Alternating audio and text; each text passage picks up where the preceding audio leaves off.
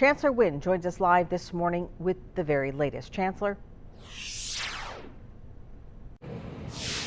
Just over 1 hour ago, 33-year-old Sarah Caswell entering the courtroom here in Gulfport. And you can see the water from the Escatawpa River is really cascading, almost like a symphony, popping up between each one of these cracks. Now, as we walk through this yard, we're actually going to see Laura Roberts. She's never used a chainsaw before, but she's stepping up and she's going to put in her own work. You can see behind me the stop sign.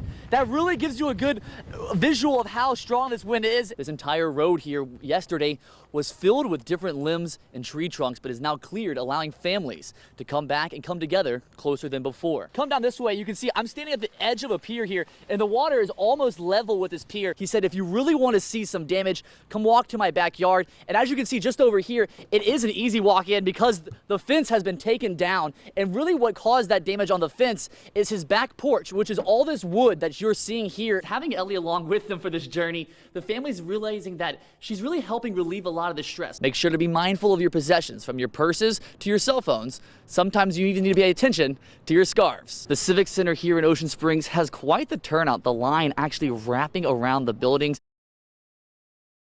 Our Chancellor Winn shares why the Lord is my help is South Mississippi strong. One more. Meet kitchen manager Jill Leggett.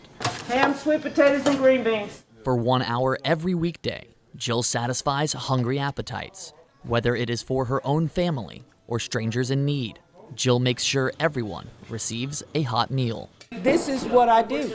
This is just what I do. You know, I cook for my family. You know, after Katrina, I cooked for the seniors in East Biloxi. But it wasn't because I was a cook by nature.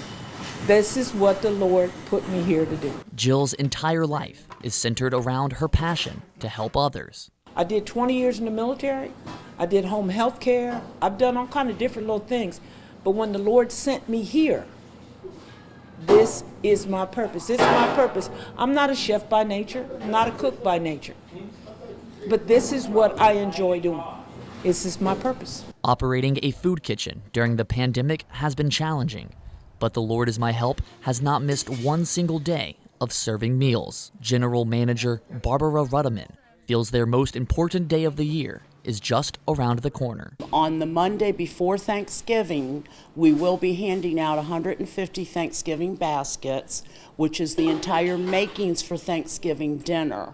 These are so families can go home and enjoy the holidays, hopefully at home with their immediate family. Being there for people when they need it most is what makes everyone at the Lord is my help South Mississippi strong. In Ocean Springs, Chancellor Winn, WLOX News Now. Volunteer organizations are traveling far and wide to bring aid to the people living in Southwest Louisiana. And our Chancellor Winn takes us through a drive-through distribution sites in North Lake Charles.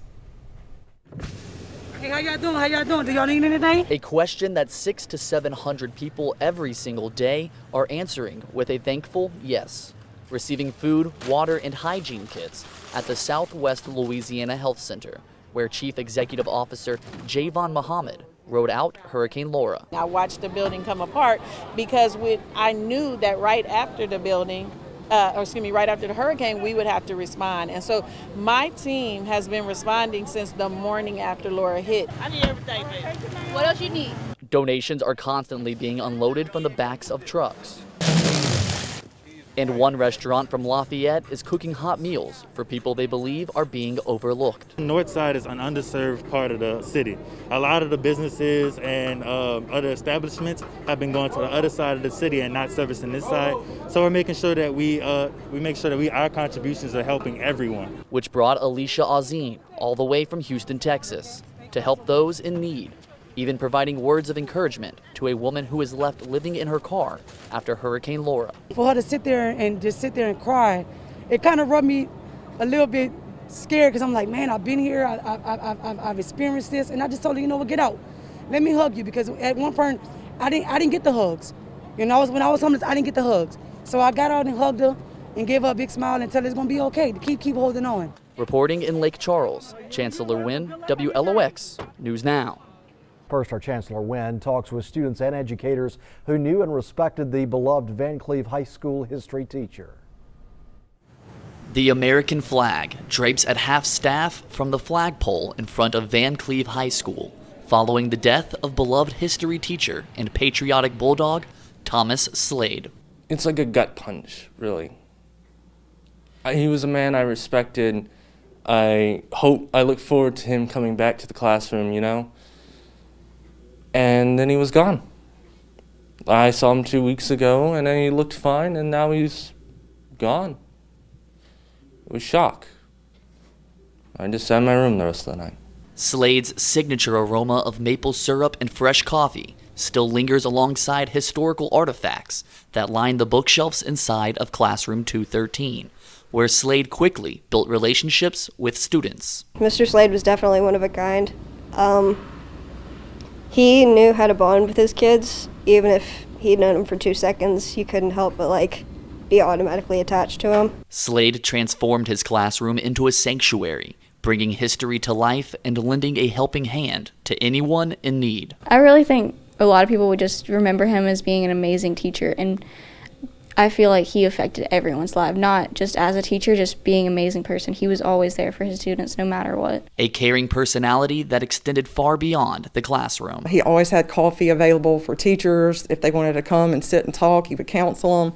He'd counsel students when they needed to. This is just kind of a historic place for us on our campus, and it's just going to be very difficult to see it to break away. Reporting in Van Cleve, Chancellor Winn, WLOX News Now.